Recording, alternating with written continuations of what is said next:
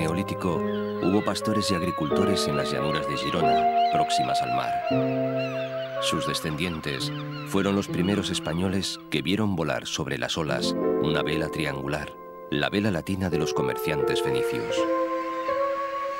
Si los mares han sido siempre caminos de la civilización y rutas de todas las culturas, este, del Mediterráneo, ha sido posiblemente el más navegado por comerciantes, poetas y guerreros. Costeaban este litoral escabroso y abrupto, calas rocosas abrigadas en montes de pinos, escolados por la tramuntana, el frío viento del norte, aguas peligrosas por sus escollos y arrecifes.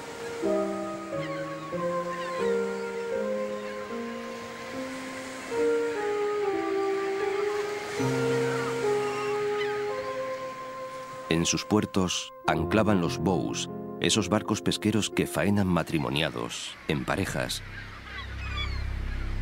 La leyenda de esta costa, la montaña que penetra las aguas, es por sencilla hermosa. Cuentan que un pastor descendió un día hasta la orilla del mar y que para verlo, curiosa, surgió de él una bellísima sirena. Quedaron prendados el uno del otro. De ese amor nació la costa gerundense.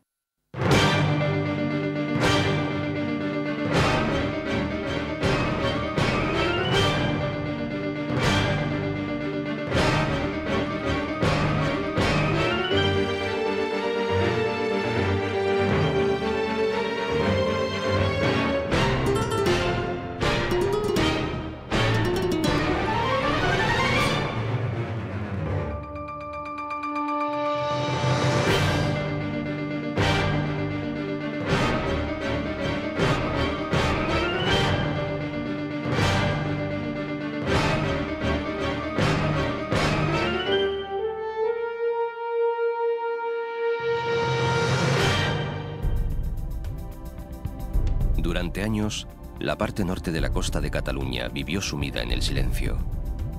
Pero en el primer tercio del pasado siglo, la descubrieron los ingleses, que buscaban lugares tranquilos en el Mediterráneo. Comenzaron a surgir entonces elegantes villas que coronaban las altas rocas y se volcaban sobre el mar. El imparable progreso ha traído también la lucha de la argamasa y el mortero contra la naturaleza.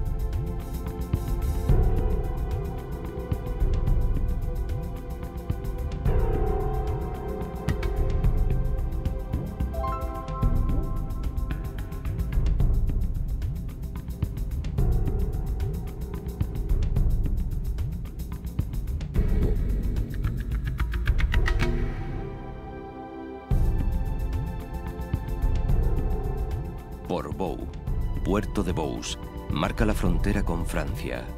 Es el primer puerto español.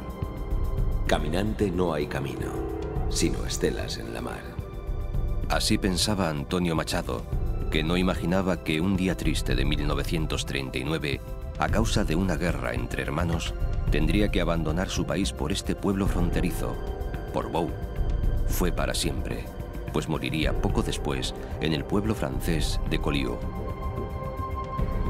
Lleno de vida, como todos los lugares medianeros, Portbou es una tela de araña, un entretejido de raíles que confluyen en su estación ferroviaria, obra del ingeniero francés Eiffel.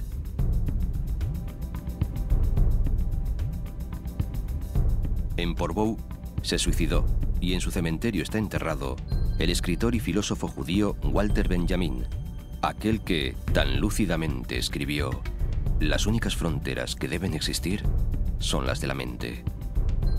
En 1940 pasó a España por esta frontera, pero al saber que las autoridades españolas iban a entregarlo a la Gestapo alemana, eligió transponer la frontera definitiva, esa en la que no hay aduaneros preguntando si tiene uno algo que declarar.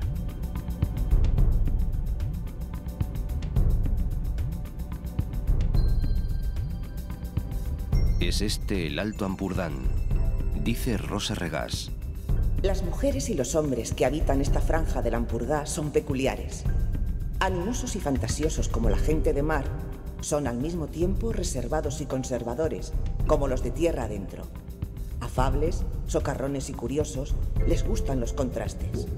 Van seguros por la vida y no temen la muerte porque saben que, tanto si hay otro mundo como si no, en este por lo menos les ha tocado vivir en uno de los lugares más bellos y prósperos de la Tierra. Y bien mirado, no les falta razón.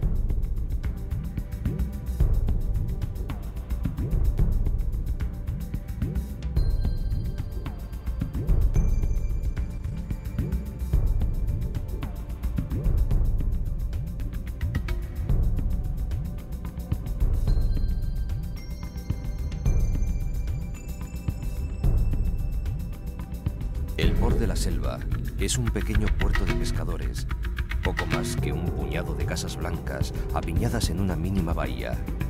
Todo indica que, hastiados y temerosos de la piratería, los pescadores se internaron en el interior de la costa, buscando el refugio de un lugar situado en el centro de un tupido bosque, que, conocido como la selva, llegaba con toda su grandeza arbórea hasta la orilla del mar.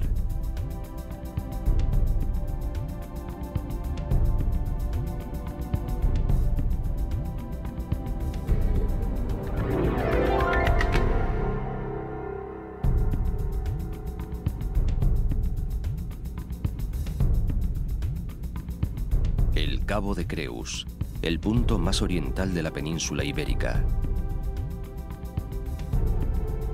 Su faro fue mandado reconstruir por Isabel II en el año 1853, sobre los cimientos de una antigua torre de vigía que mantenía una pequeña dotación destinada a proteger a los pescadores y evitar que los corsarios llegasen hasta Cadaqués.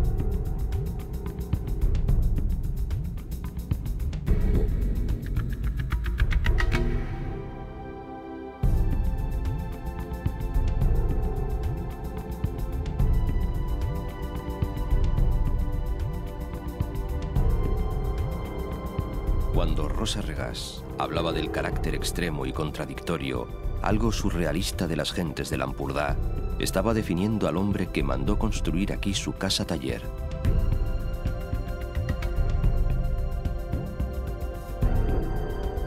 Salvador Dalí, que amaba esta tierra, llegó a decir que Portllgat era el lugar más bonito del mundo. Aquí trabajó hasta 1982, cuando falleció su esposa y musa Gala.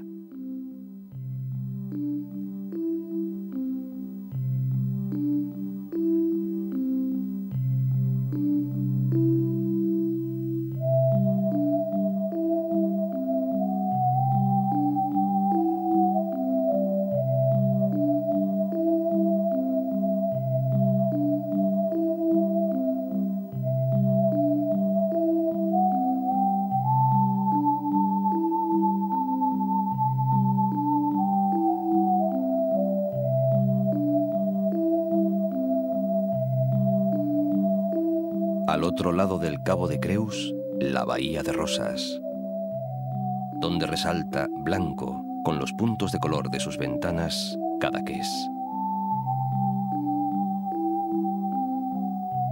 Dalí dio a conocer el pueblo donde pasaba los veranos con su familia y donde trajo a sus amigos, Pablo Picasso, Luis Buñuel, Marcel Duchamp, Paul Éluard, García Lorca.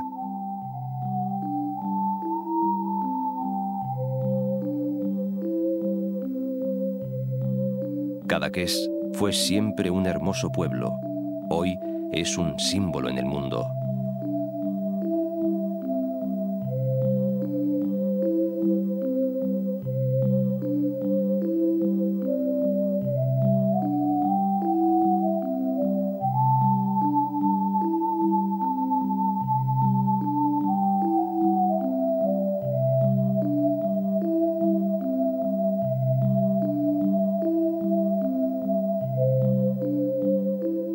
Decía el gran Josep Pla que la cocina de un país es su paisaje puesto en la cazuela.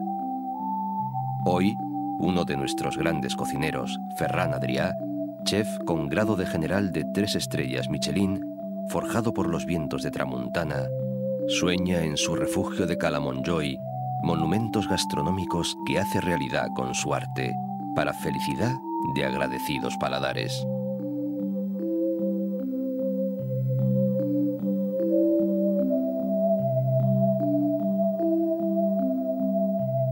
Rosas, en el punto más abrigado de la bahía, es un pueblo cargado de historia.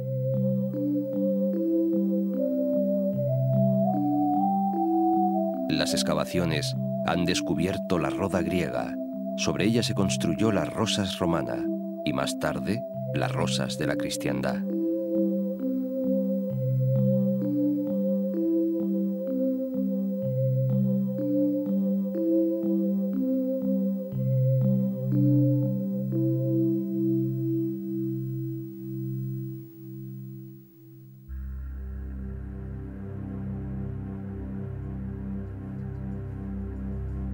Fuerte contraste entre lo clásico y la vanguardia, entre el ayer y el hoy, son las urbanizaciones de Ampuria Brava, uno de los conjuntos náutico-deportivos más importantes de España.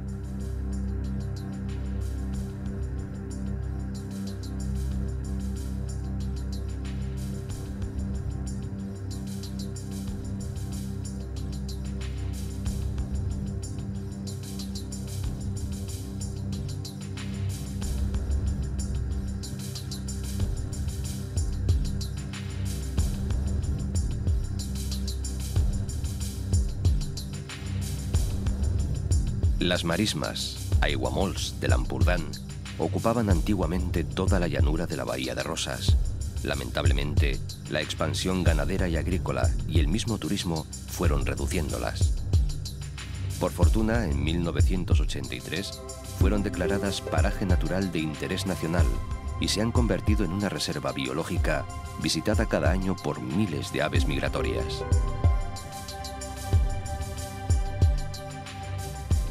Muy cerca se encuentran el núcleo medieval de San Martín de Ampurias. Las piedras medievales del castillo guardan los secretos de sus condes.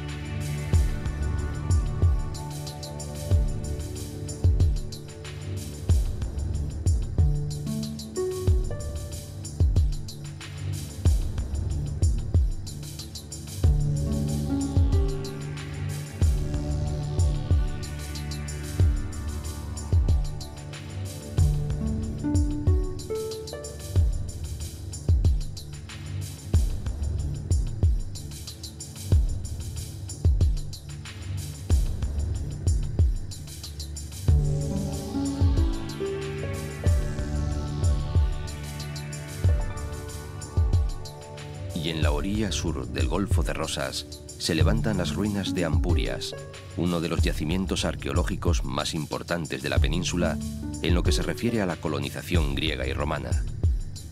Al pasar ante estas piedras, no puede uno menos que sentirse emocionado al pensar lo que han visto. No es ni mucho menos el paisaje que recibió a aquellos primeros marineros griegos que llegaban de Masalia, la actual Marsella. El Golfo de Rosas era entonces una sucesión de islas y lagunas. La Emporión romana creció con murallas ciclópeas, templos hermosos, plazas amplias, cisternas, construcciones que todavía hoy se recorren con asombro.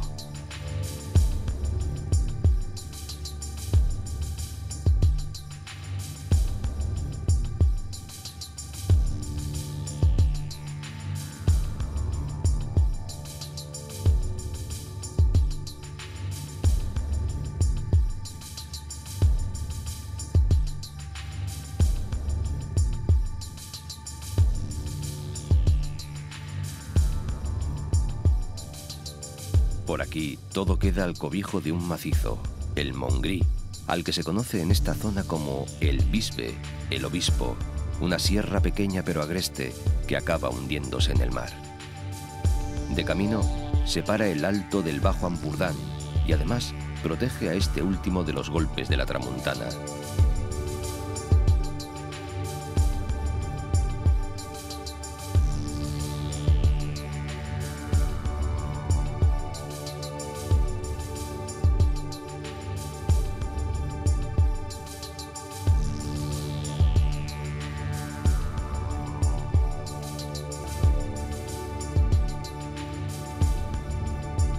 En este mar se pesca mucho, casi de todo, pero especialmente las anchoas, que luego, con las mismas técnicas de los cartagineses, se siguen salando y preparando en el pueblo marinero de La Escala, para constituir una obra de arte gastronómica.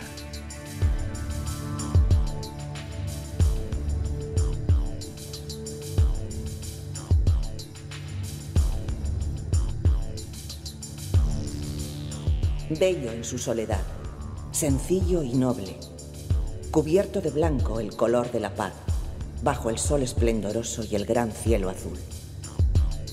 Con estas palabras describía el hermoso cementerio marinero Víctor Català, que nació y murió en l'Escala y cuyos relatos son exponente de la literatura modernista catalana. Tan gran dama, pues dama fue, Caterina Alberti Paradís, firmó toda su obra con un seudónimo masculino.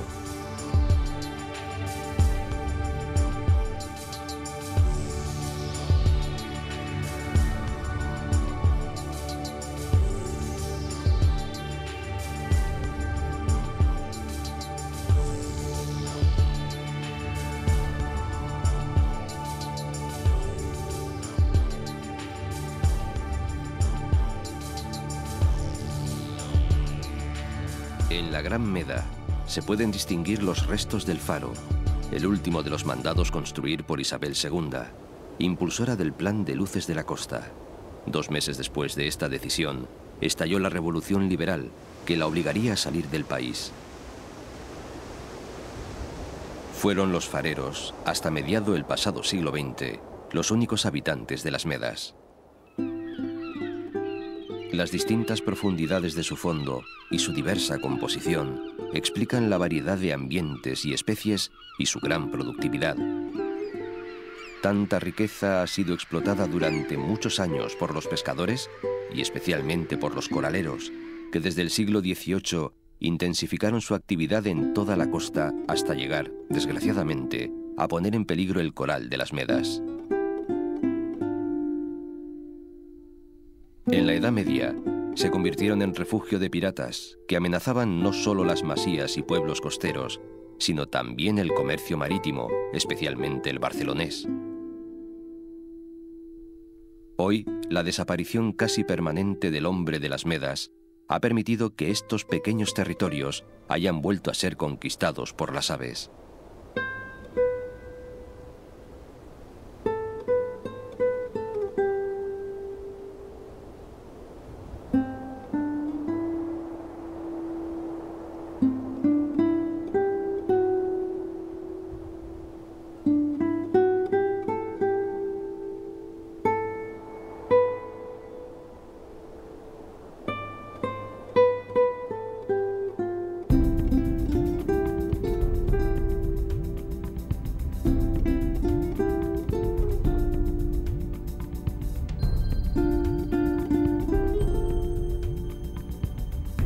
Aquí va llegando el Ter al Mediterráneo. El río allana el terreno, creando una curiosa mezcla de agua dulce y salada. Y forma la playa más larga de la zona, la Fonollera de la Gola del Ter. Dicen los aficionados a la buena mesa que esta parte de la Costa Brava debería llamarse Costa del Arroz, pues son famosos sus arroces con pescado de roca que suelen festejarse en ferias durante los meses de marzo y abril.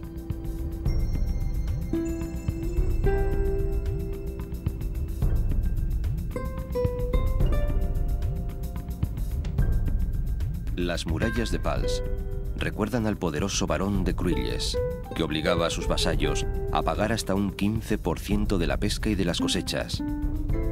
No están lejanas al Cap de Bagur.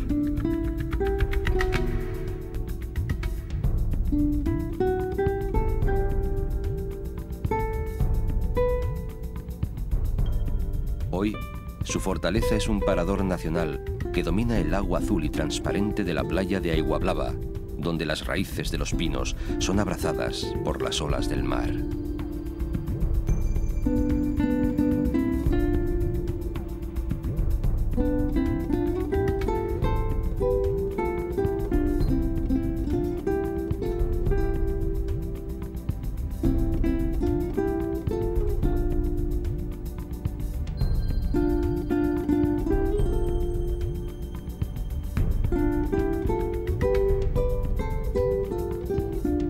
Calella de Palafrugell situado entre acantilados abruptos cubiertos de pinos, es un pueblo que ha sabido conservar en sus estrechas callejuelas de casas pintadas de blanco y en su puerto todo el encanto de una villa marinera.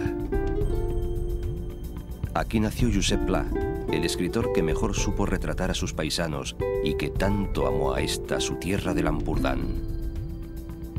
He nascut en un poblet petit. Els horitzons de la meva vida han estat curtíssims. Aquestes circumstàncies m'han fet especialment sensible a la fulguració de la lletra impresa.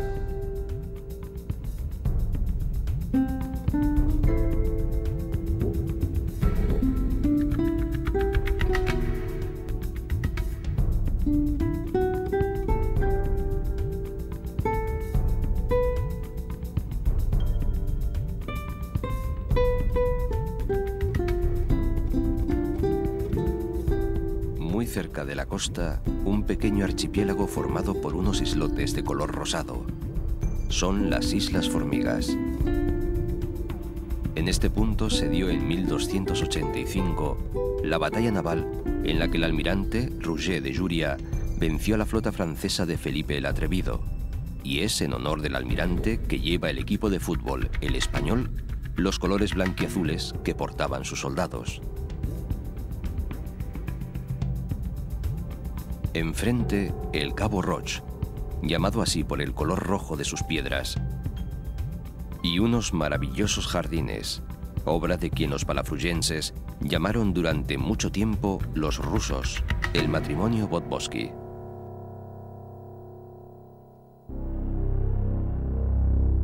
Seguramente, de la diversidad de esta costa, nació la leyenda según la cual, cuando Dios hizo al mundo, le sobraron una serie de elementos distintos y, no sabiendo qué hacer con ellos, formó con sus manos una bola que arrojó junto al mar, el Cabo Gros.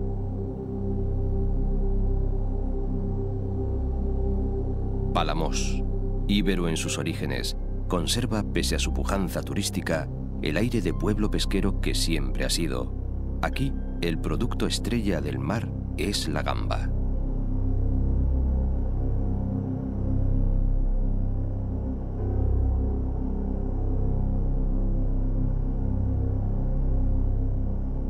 La villa y su puerto fueron asaltados y arrasados en 1543 por el almirante turco Barbarroja. Tanto pavor causó el lance que hizo falta una bula papal para animar a los habitantes a habitar de nuevo el pueblo.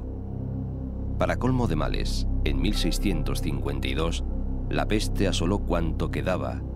De entonces data la costumbre, nacida de un voto popular, de peregrinar todos los años a la ermita de Bell-lloc, situada en medio del bosque, coronando la sierra.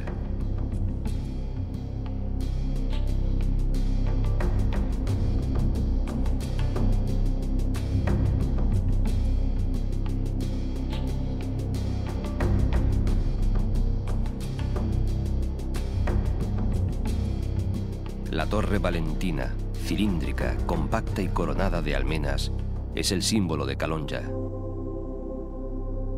Cumplía, como en todos estos pueblos del litoral, su misión de vigía y alerta ante los peligros que llegaban del mar.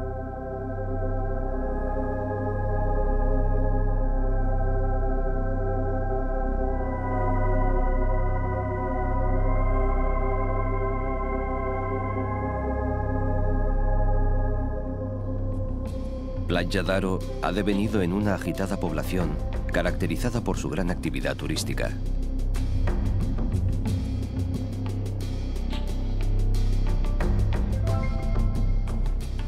Y las playas se alargan hasta Sagaró, que nació en 1924 con la residencia de Josep Benessa, un empresario catalán. Coronando la urbanización, el Hostal de la Gavina, que fue durante años alojamiento obligado de las grandes estrellas del cine norteamericano, como Chaplin, Humphrey Bogart, Ava Gardner, Sinatra. Fue en Sant Feliu de Guíxols donde se le dio nombre a la costa. Desde esta ermita, que corona la población, se tiene una visión de toda la Costa Brava. El periodista Ferran Agulló dejó constancia escrita de esta visión en su columna diaria de La Veu de Catalunya, el 12 de septiembre de 1908, dándole el nombre de la Nostra Costa Brava a esta parte del litoral catalán, que hasta ese momento se había llamado siempre Costa de Levante de Barcelona, naturalmente. Oh, la nostra Costa Brava, sense parella al món. És brava i rienta, fantàstica i dolça, treballada pels temporals a cops donades com un alt relleu i brodada pels besos de la bonança com una exquisidesa de monja pacient per qui les hores, els dies i els anys no tenen valor de temps.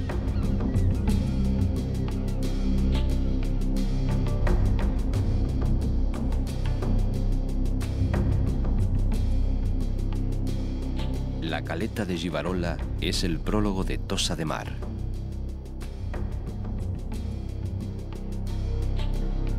Postal de la Edad Media en el siglo XXI, diríamos, al ver sus sorprendentes murallas y sus poderosas torres de defensa.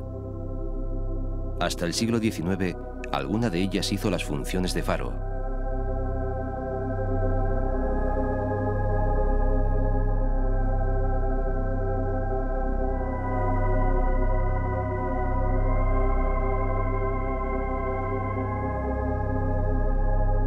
La gran playa se extiende a los pies de las murallas. Su personalidad histórica ha sido fuente de inspiración para artistas de la talla de Marc Chagall. En uno de los rincones de la Vila Bella, esta estatua de Ava Gardner recuerda a la protagonista de Pandora y el holandés errante. Frank Sinatra caminó por estos callejones y eso fue más que suficiente para que cientos de turistas anglosajones desembarcaran en Tossa.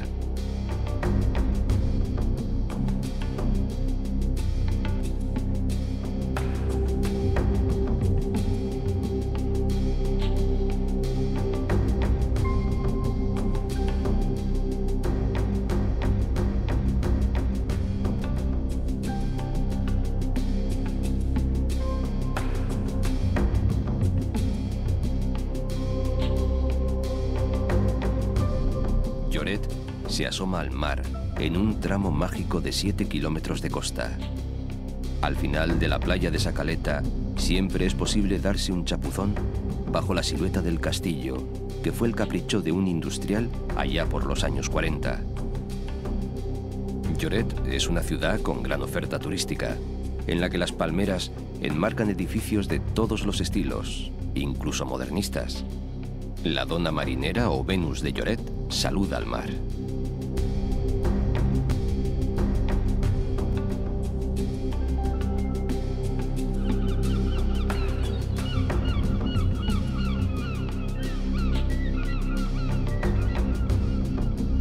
En la montaña que separa las playas de Lloret de la de Fenals, destaca una torre de vigía que llaman el Castillo de Sant Joan, data del siglo XI. Hoy vigila uno de los centros turísticos más visitados del litoral catalán, Blanes. Blanes es para muchos la puerta de la Costa Brava, porque a partir de aquí, en este viaje que hacemos hacia el sur, la costa se amansa, las playas son más generosas. Aquí nació Joaquín Ruyra, que retrató la vida marinera en sus novelas Jacobé, Narraciones de Mar y Montaña. Notables son sus jardines botánicos, el de Mari Murtra, que comenzó a crear hacia 1920 Carlos Faust, un alemán que había hecho fortuna en España.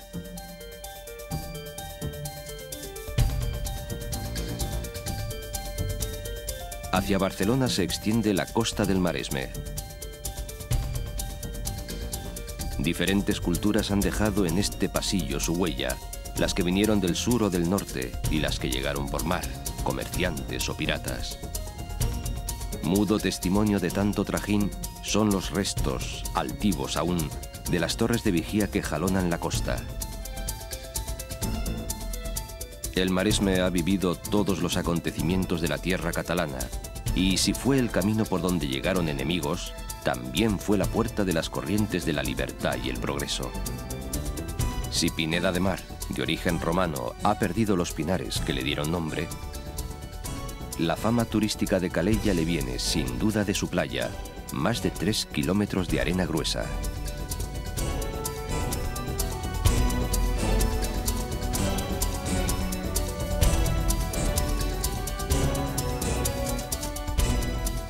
Su faro, que vigila la seguridad de los barcos que se dirigen a Palamós y Mataró, fue en 1916 el primer faro electrificado de España.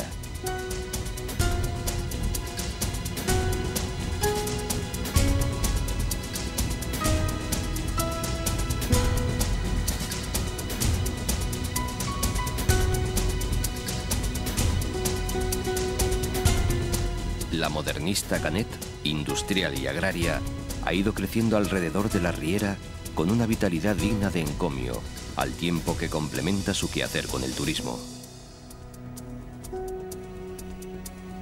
En el puerto de Arenys de Mar se concentra casi toda la flota pesquera del Maresme.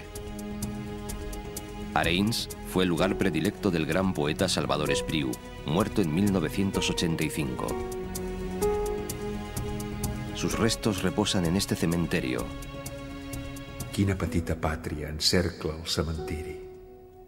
Aquesta mar, cinera, turons de pins i vinya, pols de rials.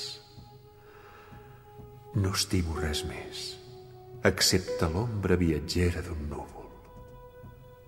El lent record dels dies que són passats per sempre.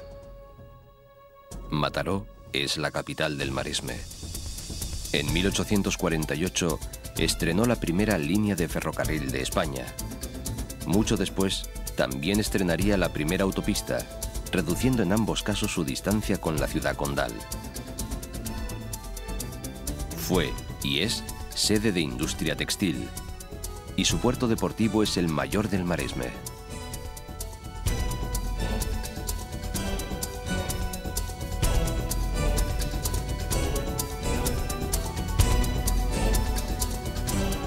Pero la textil no era la única industria.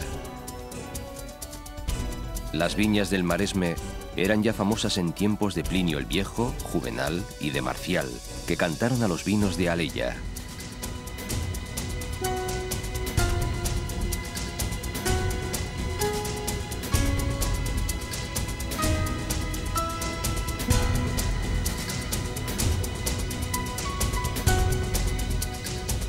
En Roma se han encontrado las ánforas layetanas en las que se transportaba el caldo excelente de estas tierras.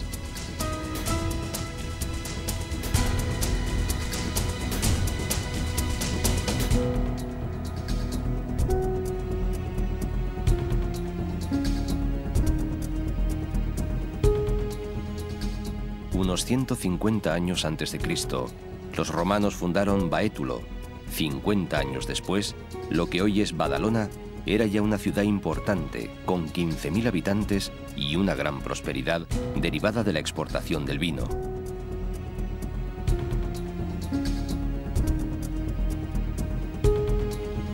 Hoy día es la tercera ciudad catalana en número de habitantes. En el siglo XIX fue protagonista de un gran desarrollo industrial. En pocos años la fachada marítima se pobló de altas chimeneas que despedían un humo intenso, signo inequívoco de uno de los mayores inventos de la revolución fabril, la máquina de vapor. Muy cerca del centro está el monasterio de San Jeroni de la Murtra, fundado en el siglo XV.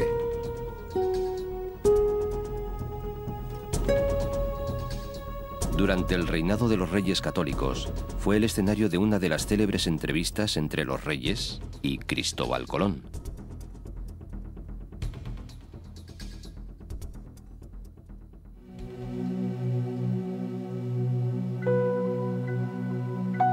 Mirando al mar, cara a cara, está la reina del Mediterráneo. Desde la desembocadura del Besós hasta Montjuïc, culmina el paisaje de una franja marítima, única en el mundo, que ha abocado Barcelona al mar, sobre todo en los últimos tiempos, recreando una nueva línea de costa. Barcelona es mucha ciudad, mucha historia, mucho sentimiento para contarla por encima, que ella se merece un capítulo especial.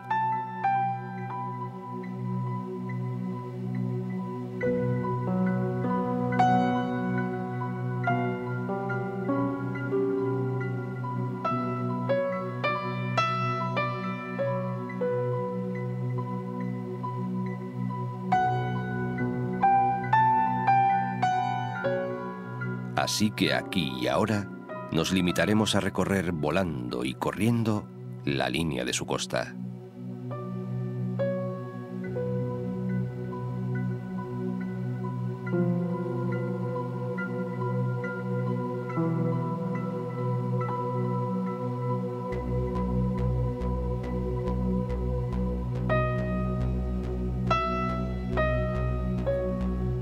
El Poble Nou, el barrio más occidental de la ciudad, lleva este nombre desde hace tiempo, exactamente desde 1238. Un tranvía lo unió a Barcelona en 1884 y desde entonces fue parte entrañable de la ciudad. En lo que entonces era una vasta zona de campos y huertas, se edificó en el siglo X el monasterio benedictino de Sant Pau del Camp, que tiempo después daría nombre al barrio.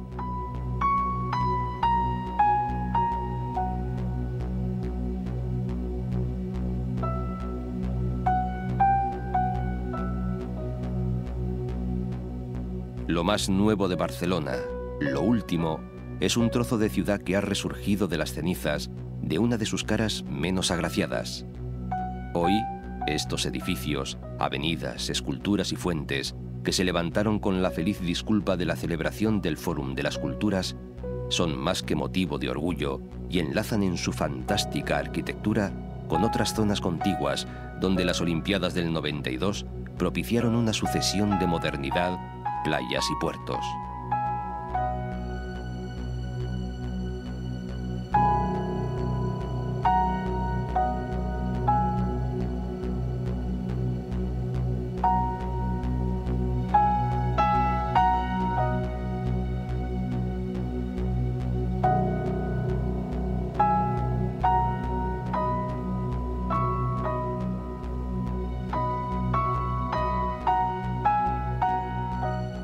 El Parque de la Ciutadela, el primero que tuvo la ciudad, está situado donde estuvo la fortaleza militar que construyó Felipe V. En los últimos tiempos, el Port Vell, el puerto viejo de Barcelona, ha experimentado una transformación radical. Los muelles tienen un nuevo aspecto y los espacios lúdicos y las zonas comerciales ilustran este regreso de la ciudad al mar. Montjuïc fue desde la Edad Media zona de vigilancia y punto de referencia para las naves que surcaban las aguas frente a Barcelona.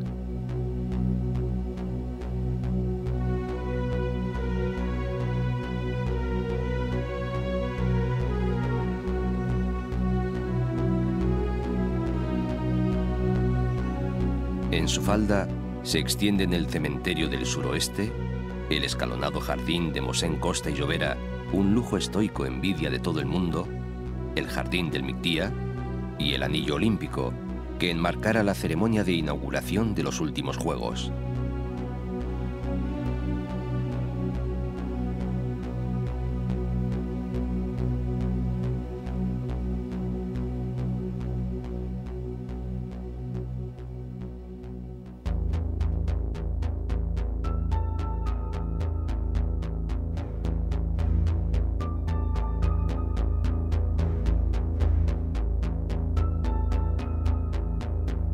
Castelldefels es el centro turístico del Baix Llobregat por muchas razones, pero quizás la más importante sea por sus playas de fina arena y escasa profundidad.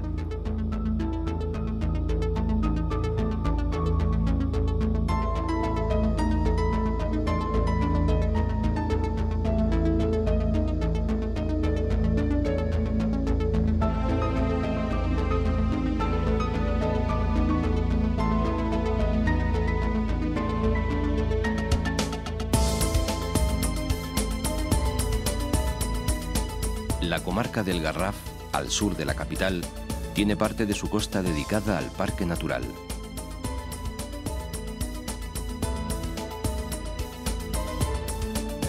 Es una zona angosta y abrupta donde las aguas han excavado muchas veces un curso subterráneo. Situado en un peñasco mirando al mar, Sitges goza de un emplazamiento singular. Como todas estas tierras, ha visto pasar los ejércitos de Aníbal en su camino hacia Roma.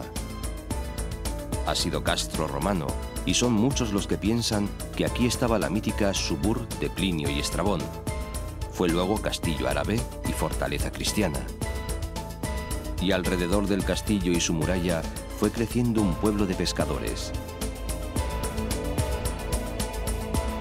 Punto de partida del comercio hacia América, fueron tantos los emigrantes que salieron de aquí que un periódico llegó a afirmar que Cuba era una extensión del término municipal del pueblo. Pero muchos de los que se fueron regresaron triunfalmente para invertir sus ahorros en la construcción de elegantes mansiones que hoy son su patrimonio.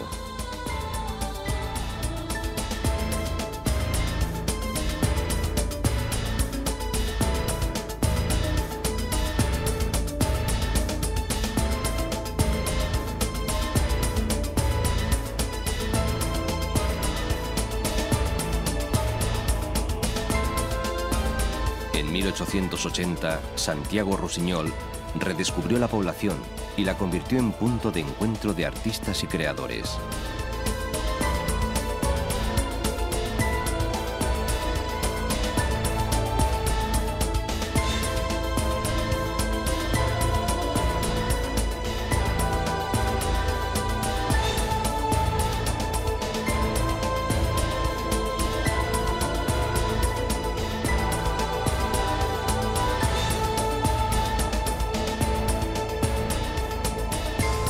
En Vilanova y la Geltrú recala una de las flotas pesqueras más importantes de Cataluña, lo que no es óbice para tener un excelente puerto deportivo.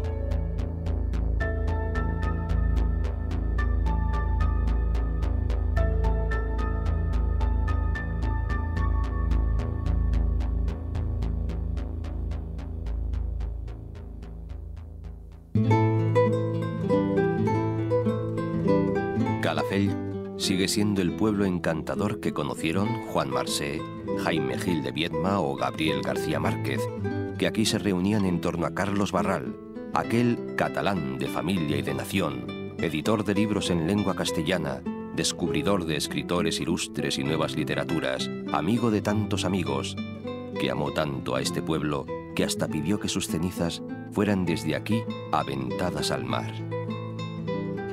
Era habitual verle avanzar despacio por el acerón de la playa de Calafell, camino del pueblo, buscando la compañía de los pescadores o la soledad de su capitán Argüello.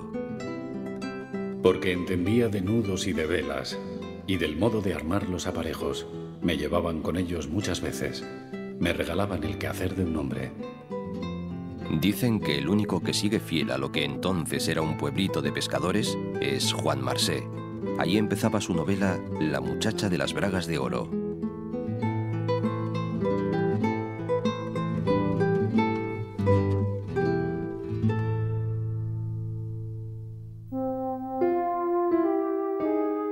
Tierra adentro, pero con olor a mar, el Vendrell. Aquí nació en 1876 Pau Casals.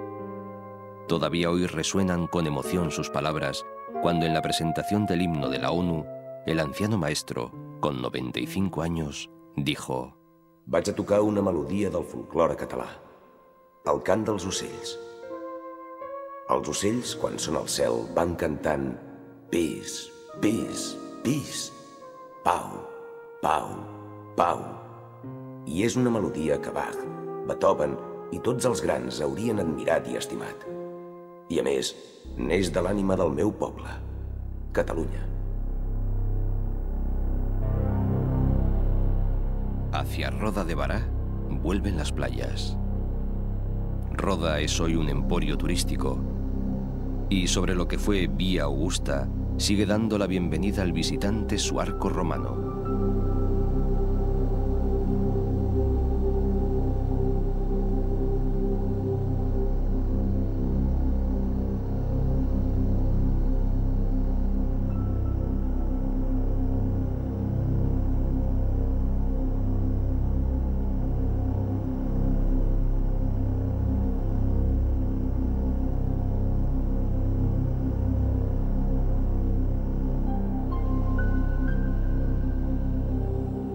Torre de Embarra se la conoce popularmente como La Torre y es el centro comercial de esta costa.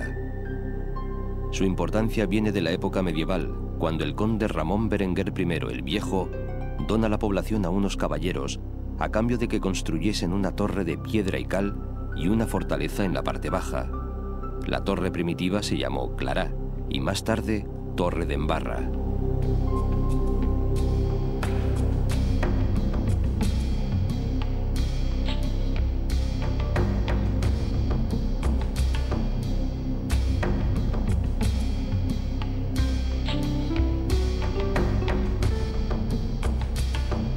Hoy Tarragona es una importante ciudad, enclave turístico y económico.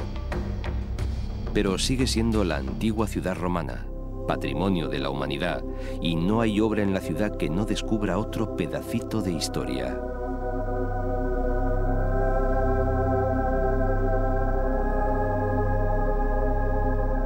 En el 218 a.C. de nuestra era, Publio Neo Escipión y su hermano Cornelio fundaron Tarraco y la hicieron capital de la Hispania Citerior. Aquí estuvo en el 27 a.C. el emperador Octavio para dirigir la guerra contra los cántabros. Símbolo de esa época es el anfiteatro, donde el rumor de las olas compitió con los gritos de los excitados espectadores que veían las luchas de gladiadores y fieras.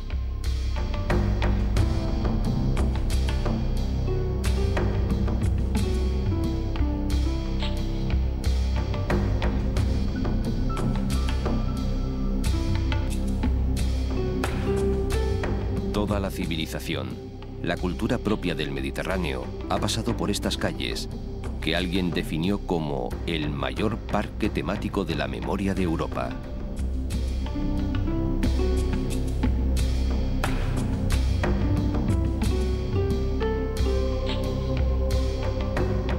Dice la tradición que fue en Tarragona, donde San Pablo y Santa Teda fundaron la primera iglesia cristiana de la península.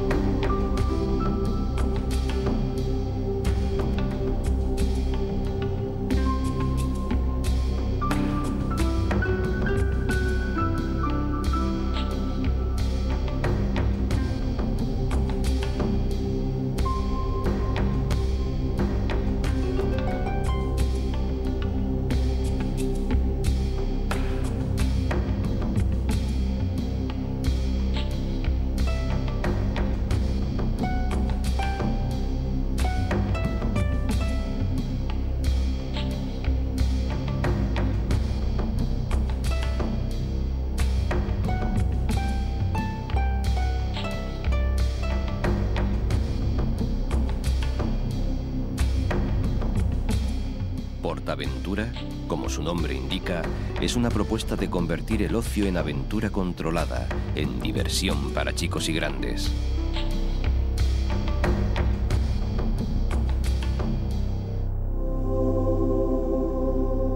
Por aquí, el apacible Mediterráneo comienza a encresparse, acariciando más violentamente las costas arenosas, tintadas de amarillo oro por el sol, desde que sale hasta que se pone. Aquí, donde ocio, industria y cultura forman un interesante cóctel, nace la Costa Dorada. Salou pasa de tener apenas 10.000 habitantes en invierno a más de 200.000 durante el verano. El pequeño núcleo viejo se transforma en una sucesión de apartamentos y hoteles. Y el turismo disfruta de esta dorada costa y de la historia, que no en balde de este puerto salió Jaime I con sus naves a la conquista de Mallorca. Un puente une Salou con Cambrils.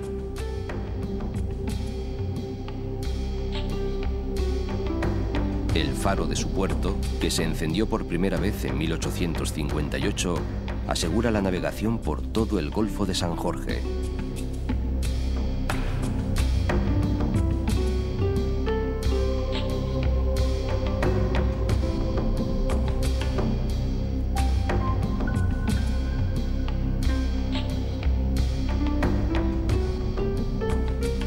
El puerto deportivo está por la dársena del Muelle de Levante, mientras la flota pesquera amarra junto al muelle oeste, donde se encuentran la cofradía y la nueva lonja, que surten la tradición gastronómica local.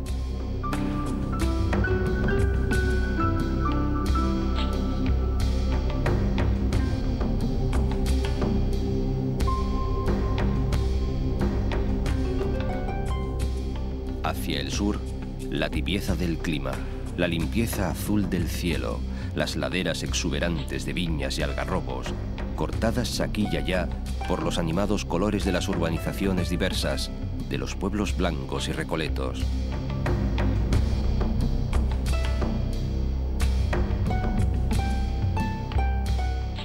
Un litoral suave y agreste al mismo tiempo, como el mismo país o como sus gentes, de talante abierto y contundente, que llevan en las venas la sangre de los que llegaron y vivieron en estas tierras. Gentes que dejaron en montes y ciudades las huellas de su paso, castillos, arcos de triunfo, anfiteatros y calzadas que resisten el paso del tiempo para dar testimonio de lo que es y significa la costa catalana del Mediterráneo. Las calas escondidas y recoletas, la excelente gastronomía que, como el mismo litoral, hermana mar y tierra. Todo ello sigue vivo en el corazón de la gente de este hermoso país.